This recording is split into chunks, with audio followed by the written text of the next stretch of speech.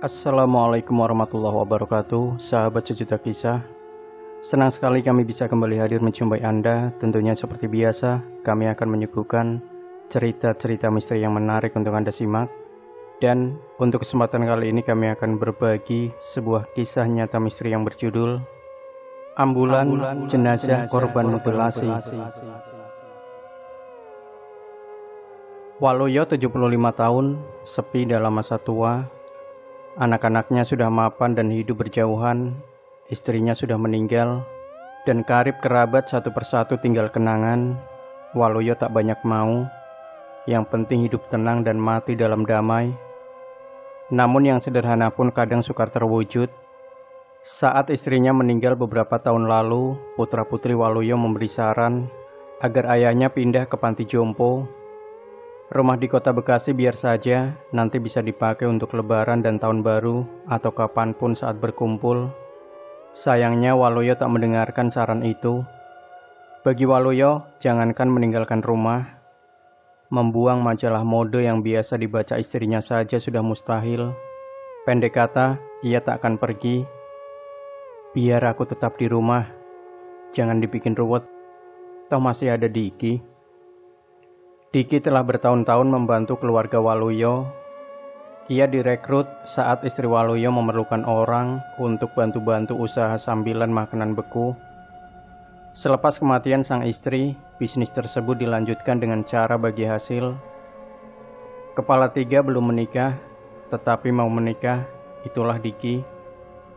Namun Waluyo selalu punya banyak cara mencegah dia pergi. Satu waktu Waluyo menaikkan bagian untuk Diki. Di kesempatan lain ia malah menjanjikan modal usaha. Diki menunggu janji itu hingga pada waktunya ditagih. Akan tetapi Waluyo kembali membuat alasan, katanya tunggu akhir tahun sembari mendapatkan pengganti yang cocok. Tidak sulit sebenarnya memahami motif Waluyo. Dia hanya tak ingin sendirian sepi. Bagi Diki, hal itu menjadi persoalan serius. Lebih-lebih majikannya senang menahan uang bagi hasil penjualan, walau memang dibayarkan pada akhir tahun. Meski demikian, Diki menunggu bulan demi bulan hingga tutup tahun. Waluyo pun membayarkan uang sesuai bagiannya. Tetapi ketika Diki siap-siap pamit, majikan kembali menahan. Alasannya tunggu sebentar lagi, penggantinya sudah ada, tetapi belum bisa segera datang. Beberapa bulan sesudahnya, rumah Waluyo tiba-tiba sunyi. Beberapa orang yang berkunjung untuk membeli makanan beku agak bertanya-tanya. Baik Waluyo maupun Diki tampaknya pergi, namun para pembeli dan tetangga tidak mengira ada apa-apa. Tidak lama kemudian, Sugeng, anak lelaki Waluyo datang. Dia cemas lantaran ayahnya tidak bisa ditelepon. Rumah dalam keadaan terkunci, sementara lampu-lampu menyala. Dibantu warga sekitar, akhirnya pintu rumah dibongkar paksa. Pedalaman rumah itu rapi dan bersih, seperti tidak terjadi apa-apa. Sugeng segera memeriksa tiap sisi rumah, tetapi ayahnya tidak ada, begitupun Diki. Sugeng mengira Diki yang membawa sang ayah. Sejumlah orang bersaksi bahwa 3 hari yang lalu, Diki masih melayani pembeli. Malah siang harinya ia menerima pengiriman stok dari distributor. Sugeng pun membenarkan hal itu. Katanya ia menemukan freezernya penuh. Hari itu Sugeng memutuskan bermalam di rumah sang ayah.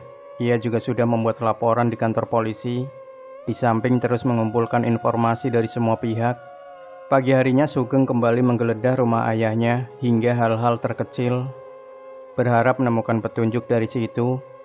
Dan ia akhirnya melihat kejanggalan dari penemuan sebuah gerinda tanpa mata di bawah meja dekat kamar mandi. Karuan saja Sugeng langsung membongkar area sekitar situ, hingga ia menemukan beberapa helai rambut yang telah memutih, menempel di tembok luar kamar mandi. Tampak pula bercak berwarna coklat di tembok itu. Firasat buruk menghantui, lantas Sugeng meminta bantuan salah seorang tetangga untuk membongkar rumah. 1 jam kemudian, akhirnya terbukti kalau firasat buruk itu benar. Waluyo sudah tewas. Tubuhnya dipotong beberapa bagian dan ditaruh terpisah di bawah tumpukan makanan beku. Aparat kepolisian dapat mengungkap kasus itu dengan cepat. Diki ditangkap di tempat persembunyiannya yang masih di Jawa Barat. Ia mengaku gelap mata karena selain selalu dihalangi pergi, korban juga sering berkata kasar dan membentak. Adapun jasad korban setelah selesai diperiksa guna melengkapi berkas acara pemeriksaan segera dikembalikan agar bisa dimakamkan. Dalam hal ini, keluarga korban memilih penyedia jasa ambulan swasta. Husaini pagi itu sedang bersantai sambil memberi pakan ikan di halaman rumahnya, hingga sebuah panggilan masuk. Ada yang meminta jasa ambulan untuk mengantar jenazah dari Bekasi menuju Sragen. Ia juga diberitahu semua informasi yang berkaitan dengan jenazah. Lelaki itu tak bisa menolak, bukan karena alasan cuan, melainkan karena sebagai penyedia ambulan, ia memang tak bisa menolak. Apalagi kalau sudah menyangkut jenazah, katanya, wajib diterima meski uangnya tipis. Husaini pun bergegas, mengingat akhir pekan ia bisa minta ditemani anaknya Ali untuk gantian menyetir. Singkat cerita, Husaini berangkat berdua siang hari pukul 2. Rencananya mereka akan berjalan beriringan dengan mobil anak-anak korban. Biasanya, cerita Husaini tiap kali membawa jenazah, ia selalu merasakan adrenalin meluap. Entah mengapa timbul dorongan untuk secepatnya sampai di tujuan. Namun hari itu berbeda. Dia justru mengemudi lebih tenang. Mungkin disebabkan itu adalah pengalaman pertamanya membawa jenazah mutilasi. Meski ia sudah diberitahu kalau jenazah telah diperlakukan sedemikian rupa agar tetap tampak utuh. Ambulan Husaini menempuh rute melalui jalan tol Cikampek, Pantai Utara hingga Weleri, Salatiga dan seterusnya. Jalur tol tahun itu belum selengkap sekarang. Baru keluar Cikampek, Husaini sadar mobilnya ternyata sudah terpisah dari iring-iringan. Sepanjang gilirannya menyetir, lelaki itu tidak menjumpai keanehan sedikit pun. Dia pun mengaku sebetulnya jarang betul mengalami kejadian yang mengherankan saat membawa jenazah. Malah menurutnya, membawa ambulan sama saja dengan mengangkut barang. Sehabisnya Weleri, Husaini digantikan Ali, anaknya yang satu ini cukup mengerti jalan. Husaini mempercayakan perjalanan pada Ali sepenuhnya, sehingga ia bisa beristirahat barang sebentar. Husaini tak sadar berapa lama ia tertidur. Ali yang membangunkannya. "Pak, kita hampir sampai." Refleks Husaini melek. Ia melihat Ali berbicara pada seseorang, minta ditunjukkan alamat. Segera ia sadar posisinya berada di sebuah jalan raya yang menghubungkan Sragen Purwodadi.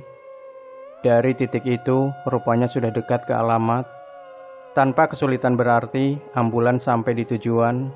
Orang-orang langsung menyambut kedatangan jenazah dengan tangis duka yang meluap-luap. Jenazah lekas diturunkan, lalu dibawa ke sebuah rumah. Itu adalah rumah orang tua Waluyo yang ditempati adik ragilnya. Jenazah Waluyo direncanakan untuk dimakamkan malam itu juga di pemakaman terbatas milik keluarga. "Jam berapa sekarang?" Husaini bertanya pada anaknya. Ali menengok jam tangan dan ia langsung kaget bukan alang kepalang. "Jam 7. Baru jam 7. Kenyataannya sudah begitu, mobil pengirim belum lagi tiba. Dan Husaini kemudian diberi kabar bahwa mereka masih tertinggal jauh di Pemalang. Secepat-cepatnya dari Pemalang ke Sragen adalah 6 jam. Mestinya pun begitu, waktu tempuh Bekasi Sragen normalnya 12 jam. Husaini dan Ali tak habis pikir betapa itu mudah terjadi. Tetapi karib kerabat mayit amat berterima kasih dengan kegesitan mereka mengantarkan jenazah. Kata Sugeng, "Nggak apa-apa, dimakamkan saja segera. Lebih cepat lebih baik," ujar seseorang kepada Husaini. Jadi apa yang menimpa mereka berdua, mereka bahkan tak mengerti. Semua terasa wajar, sama sekali tidak ada yang aneh. Ali mengatakan dirinya hanya fokus ke depan, satu-satunya yang ada dalam kepalanya adalah mengantarkan jenazah secepatnya. Kedua orang itu lalu mencoba mengemudi lebih cepat sepanjang perjalanan pulang. Hasilnya, berangkat dari Sragen pukul 10 malam, tiba di rumah jam 9 pagi. Dulu pernah, mobil bapak saya jadi harum menusuk sampai berhari-hari setelah mengantar jenazah seseorang. Pernah juga mobilnya bergerak maju mundur semalam sebelum mengantar jenazah ke Cibarusah. Tetapi kejadian Pak Waluyo ini lebih membuat saya heran, cerita Ali. Peristiwa ini berlangsung tahun 2006 atau 2007. Saya mengubah beberapa alur dan detail peristiwa tanpa menghilangkan hal-hal yang berkaitan dengan inti kejahatan pelaku. Pembunuhan disertai mutilasi kerap terjadi di wilayah Bekasi sejak dulu. Sebagian kasus tidak berhasil diungkap, bahkan menjadi rahasia yang cukup banyak diketahui bahwa aparat kepolisian terkadang dibantu paranormal demi memecahkan kasus mutilasi. Demikian sahabat Sejuta Kisah, jangan lupa berikan komentar Anda, like, share video ini, subscribe channel Sejuta Kisah, dan nantikan kembali cerita-cerita misteri terbaru dari kami. Wassalamualaikum warahmatullahi wabarakatuh.